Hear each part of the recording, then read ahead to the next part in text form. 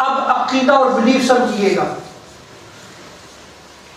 ابن حجر اسقلانی نے اس کو بیان کیا اور دیگر محدثین اور فقہاء اور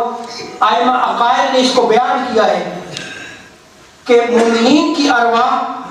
علیین میں ہے اور کافروں کی روحیں سجین میں ہیں، جیسے میں نے ابھی مقامات ذکر کی ہیں دونوں۔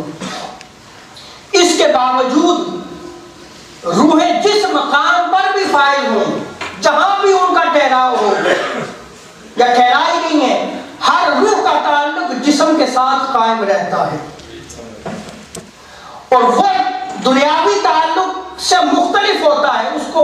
دنیاوی تعلق کے ساتھ کمپیئر نہیں کیا جا سکتا، لیکن اس کا تعلق وہ قائم رہتا ہے۔ اگر وہ جنت میں ہے تو تب بھی اس کا جسم جو ہے وہ زمین پہ قبر میں موجود ہوتا ہے، لیکن اس کا تعلق جو ہے وہ قائم رہتا ہے۔ اسی لیے جب ہم قبرستان جاتے ہیں، ہم سلام کرتے ہیں تو وہ سلام کا جواب دیتے ہیں، وہ ارواح جواب دیتی ہیں۔